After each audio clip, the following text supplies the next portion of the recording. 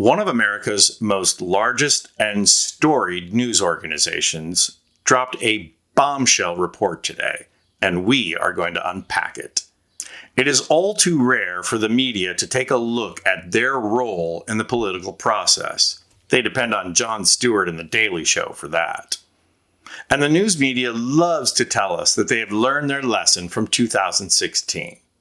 You know, all those lessons about how they didn't take Trump seriously until it was too late. We love this guy. He says, "You're not going to be a dictator, are you?" I said, no, other than day one. About how they gave him too much free media time to spout off. The presidential nominee, I'm down here by an acting judge. He's acting. And you know who appointed him? Democrats in a clubhouse. But hopefully, I tell you, for the good, and I hope the governor steps forward and the mayor steps forward, because you can't go. And it's like we have an armed camp outside. I mean, if you're a civilian, you can't get within 3 blocks of this courthouse. All you have is police. And they're in blue, and they look good to me. But I'll tell you what, you don't see any civilians outside. I never saw so many iron gates as I've seen the last 5 weeks. Or how it took them too long to say Trump is lying. So I'm not allowed to testify because of an unconstitutional gag order. We're appealing the gag order. The media promised us that they were going to be more rigorous in the future, and immediately went back to trying to learn more about Trump voters, and that the Democrats are in disarray. They turned their scrutiny on Joe Biden and gave airtime and column inches to crazies like Marjorie Taylor Greene and Lauren Boebert.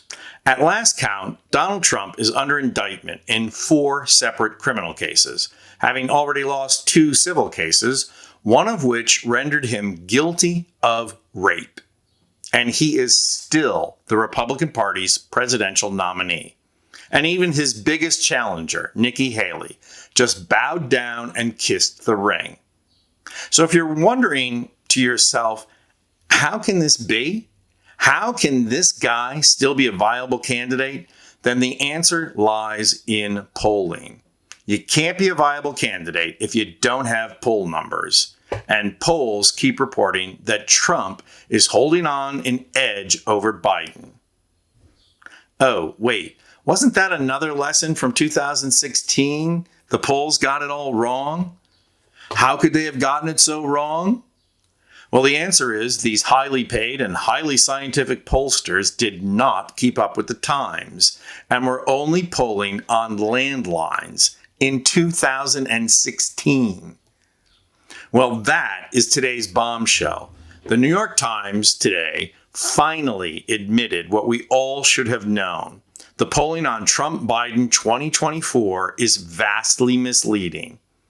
Times chief political correspondent Nate Cohn writes today that Trump's lead is built on gains among voters who aren't paying close attention to politics, who don't follow traditional news, and who don't regularly vote.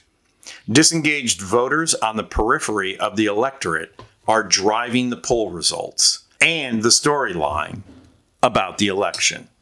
Okay, now I know we should be grateful that the Times is admitting what we have all known, that it's impossible for Trump to be viable, but there's still a sense of media innocence in all of this. Disengaged voters on the periphery are driving the storyline. How is that possible? Media organizations are letting this demographic make editorial decisions?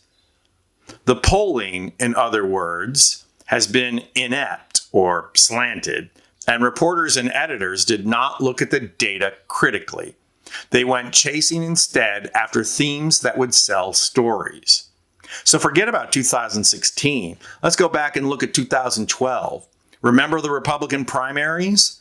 The main story there was which candidate this month can social conservatives rally behind to stop the corporatist Romney. Every week, every month, the party searched for an alternative for Romney. He came out of the primary wounded and weak. And the fact of the matter is, the Occupy movement and its focus on the 1% tainted Romney's brand and made his image of a corporatist a negative thing. So thank you to grassroots organizing. But the news media needs to sell content. So come the day before the election, some media outlets were saying, it's too close to call. No, that race was over by 10 p.m. The media needed a horse race to sell more content, so they created one. And the story they didn't have the guts to report? How about a small but significant number of the Christian fundamentalist base that would not vote for Romney because he's a Mormon? Their religious bigotry got in the way. But polling showed it was a horse race. So, no, it didn't. The Times reporting today shows the news media's fascination with their pre-established themes.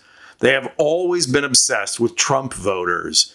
It's an endless fascination with the fact that an enormous swath of the electorate are dangerously ignorant. 8 years later, they're still fascinated by it. Okay, great. Watch Jordan Klepper, then do your job. Because Cohn also reported, President Biden has actually led the last 3 New York Times Siena national polls among those who voted in the 2020 election, even as he has trailed among registered voters overall. This just in, ABC is also confirming that water is wet. Here's another demographic group that the news media doesn't seem to care about that much, not this time around. White female suburban voters. Remember how they were willing to take a chance on Trump in 2016? Well, they saw the havoc that choice wreaked and abandoned Trump and the Republicans in every follow-up election. They are fundamentally not trending back to Trump. Who is trending towards Trump? The Times is reporting that it is disengaged voters who are trending towards Trump, the voters that don't turn out.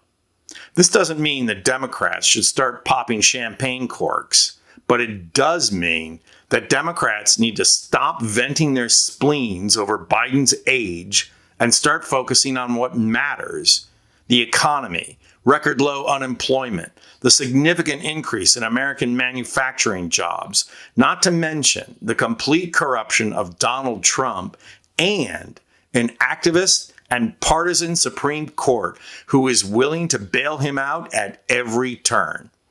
It's time to stop the hand-wringing and get into the game. I'm Anthony Vincent Gallo for Occupy Democrats.